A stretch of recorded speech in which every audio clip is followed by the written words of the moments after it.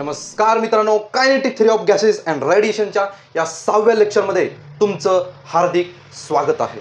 Okay, तर आज आपण सुरू करणार आहोत मेयर रिलेशन. 3 मार्काचा क्वेश्चन आहे.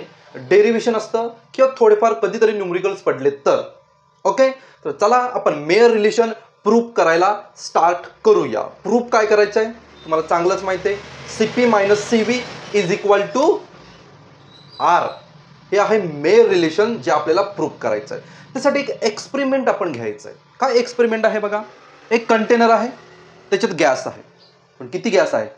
N मॉलिक्यूलचा गॅस आहे. त्याच्यामध्ये गॅस किती आहेत? N molecules. 1 मॉलिक्यूल असेल, 2 मॉलिक्यूल असेल, 3 मॉलिक्यूल असेल, आपल्याला माहित नाही.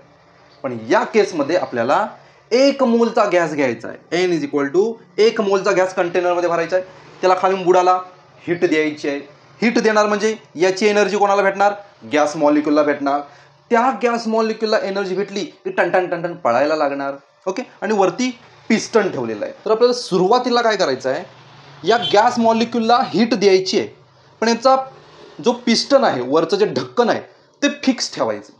फिक्स म्हणजे ते कुठे हल्लं नाही पाहिजे अजिबात. म्हणजे यातले जे गॅस मॉलिक्यूल आहेत त्याच्या टन मुळे उड्या मारायला लागल्यावर पिस्टनला वरती नाही ढकललं पाहिजे. म्हणजेच काय, व्हॉल्यूम, आतलं व्हॉल्यूम हे कॉन्स्टंट राहिलं पाहिजे. ही आपण केस घेऊया आणि आपण इक्वेशन तयार करूया. केस फर्स्टमध्ये काय, ॲट कॉन्स्टंट व्हॉल्यूम कॉन्स्टंट आहे. याला जी हीट दिले ते आपण DQ मानू. छोटीशी हीट दिले, याला DQ अमाऊंट ऑफ हीट दिले. ओके, आता ही DQ अमाऊंट ऑफ हीट आहे, त्याच्याने याच्यामध्ये टेम्परेचर जे वाढलेलं आहे ते छोटंसं वाढलं. किती वाढलं temperature? DT is increase in temperature. Increase in temperature म्हणजे थोडंसं टेम्परेचर वाढलेलं आहे. ओके, आता गॅस मॉलिक्यूल काय करणार, त्याला जी हीट दिलेली आहे, DQ अमाऊंट ऑफ जी छोटीशी हीट दिलेली आहे, त्याचा वापर कशात करणार? एक तर स्वतःची इंटरनल एनर्जी वाढवणार.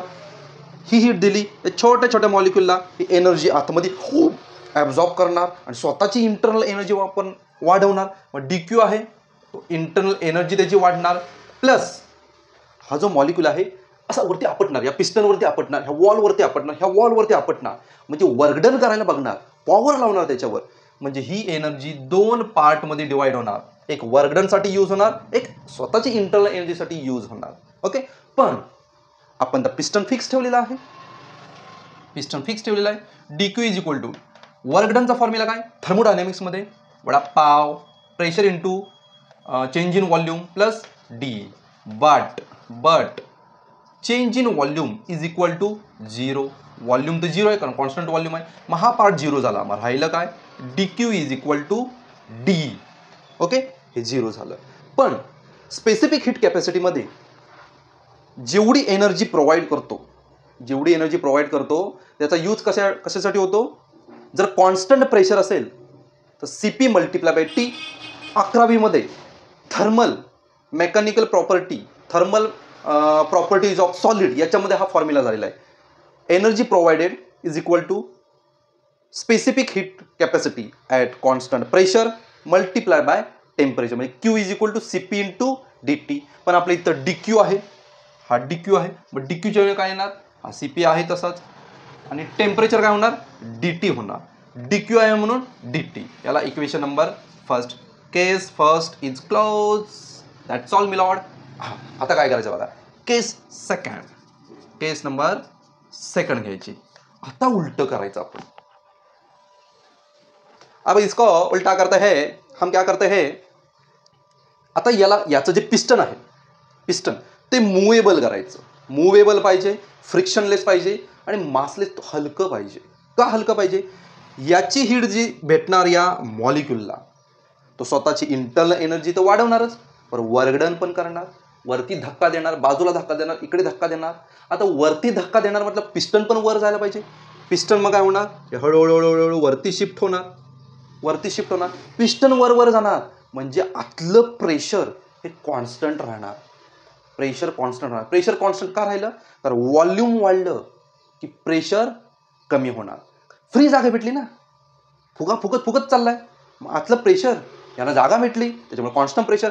जर पिस्टन मूवेबल ठेवलं म्हणजे व्हॉल्यूम वाढवत गेला तर प्रेशरमध्ये काही चेंज होत नाही, जागा भेटली त्याला. ओके, आता बघूया केस सेकंड. At constant pressure. आता पिस्टन मुवेबल आहे, त्याच्यामुळे वर्क डन आता वर्क डन होणार. ओके, आता DQ अमाऊंट ऑफ हीट दिलेली आहे. ओके, हा DQ फर्स्ट होता, हा DQ सेकंड आहे. तर वर्क डन पण होणार आणि इंटरनल एनर्जी पण यूज करणार. हे आहे तसं कॉपी करायचं. DQ इज इक्वल टू, आता म्हटलं, आता मात्र वर्क डन आहे तो होणार 100%. 100% इथे वर्क डन होणार. त्याच्यामुळे प्रेशर मल्टीप्लाई बाय DV म्हणजे चेंज इन वॉल्यूम. वॉल्यूम वाढणार ना, पिस्टन तो ऊपर जाएगा, मतलब वॉल्यूम बढ़ेगा, मतलब ये जीरो नहीं होगा, इसलिए इसको रखना पड़ेगा इधर. समझ में आया? ओके. बट जर प्रेशर कॉन्स्टंट असेल, जर प्रेशर कुठे गेला, प्रेशर कॉन्स्टंट असेल. ओके, मग असे आपलं जरा चुकलं. ॲट कॉन्स्टंट व्हॉल्यूम, जर व्हॉल्यूम कॉन्स्टंट असेल तर क्यूचे इथं CVDT, मग इथे काय होणार CVDT. जर प्रेशर कॉन्स्टंट असेल, प्रेशर, तर काय होणार CPDT यूज करणार आपण. स्टुपिडिटी नाही, CPDT यूज करणार. ओके, आता बघा PdV plus DE is equal to, याच्या ठिकाणी काय ठेवणार, कॉन्स्टंट प्रेशर असल्यामुळे CPDT ठेवणार. पण DE हा D, हा बघा डीचा फॉर्म्युला काय CVDT, इथे पुट करतो मी, प्लस DEचा फॉर्म्युला CVDT, शिवी नाही CVDT CPDT. आता ही टर्म इकडे शिफ्ट करतो. Okay, let's go. इसको इधर भेजते हैं. इधर क्या बचा, वड़ा पाव नाही, P multiply by DV is equal to, याला इकडे पाठवलात मायनस होणार CPDT मायनस CVDT. ओके, या दोघातून DT कॉमन काढा, DT कॉमन निघालं, राहिलं काय CP मायनस CV. इधर क्या बचा, इधर वड़ा पाव बचा. But PV is equal to nRT. N म्हणजे 1 मोलचा गॅस आहे, मग इथे 1 ठेवला गेलं. पण PdV आहे, मग इथं व्हॉल्यूम पण DV घेतला.